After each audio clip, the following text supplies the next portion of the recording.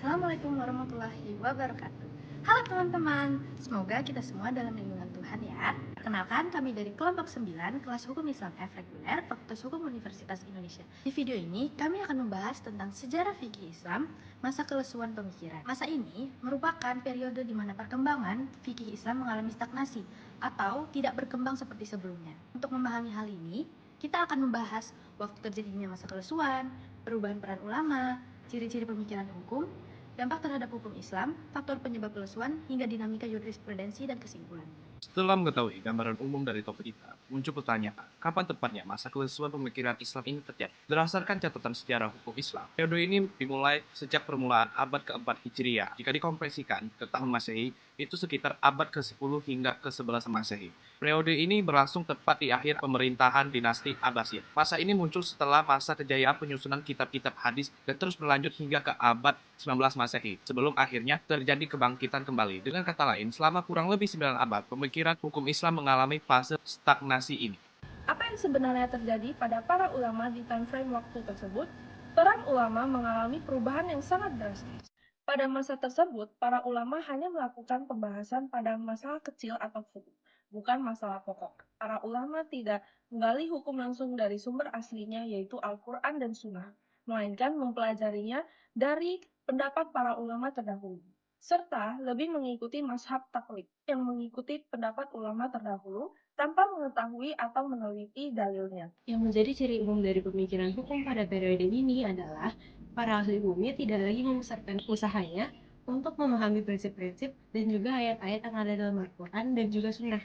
Tetapi pemikiran ditumpukan pada pemikiran-pemikiran dari imam-imam sebelumnya saja. Perkembangan masyarakat yang terus berjalan dan persoalan-persoalan hukum yang tumbuh pada masa ini tidak lagi diarahkan dengan hukum dan dipecahkan sebaik-baiknya seperti zaman sebelumnya. Dengan ciri-ciri seperti ini, tentu dampaknya sangat serius terhadap hukum Islam.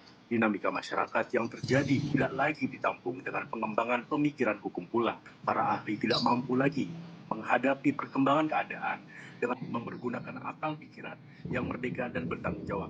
Inilah yang menyebabkan terjadinya kemunduran dalam perkembangan hukum Islam. Hukum Islam pada periode ini menjadi lesu, tidak berdaya lagi menghadapi masalah dan menjawab tantangan-tantangan zamannya. Berdasarkan kajian sejarah hukum Islam, ada 9 faktor utama yang menyebabkan kelesuan pemikiran hukum Islam pada masa itu. Faktor yang pertama, itu karena kesatuan wilayah Islam yang sangat luas telah retak dengan munculnya beberapa negara baru. Faktor kedua, munculnya negara-negara baru itu membawa ketidakstabilan politik yang memengaruhi kegiatan pemikiran dan pemantapan hukum. Ketiga, karena ketidakstabilan politik itu menyebabkan pula ketidakstabilan dalam berpikir.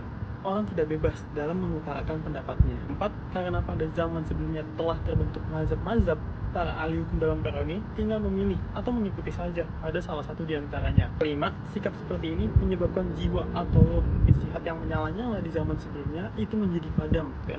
Pecahnya kesatuan kenegaraan atau pemerintahan menyebabkan merosotnya kewibawaan pengendalian perkembangan hukum.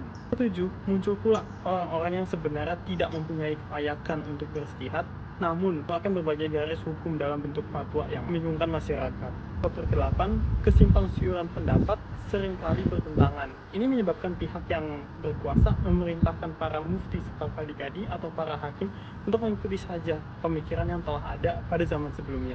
9. Bersamaan dengan itu pula dikumandangkan bahwa pintu ijtihad telah tertutup. Sebagai kesimpulan, masa kelesuan pemikiran hukum Islam ditandai oleh dominasi taklid menggantikan ijtihad, yang kedua, fokus kepada pendapat ulama terdahulu, serta hukum Islam yang tidak berkembang mengikuti zaman. Kondisi ini dipengaruhi oleh faktor politik, sosial, serta intelektual. Nah, semoga penjelasan ini dapat membantu kita untuk memahami ijtihad pada perkembangan hukum Islam. Terima kasih sudah menonton, jangan lupa like, comment, share, and subscribe. Wassalamualaikum warahmatullahi wabarakatuh.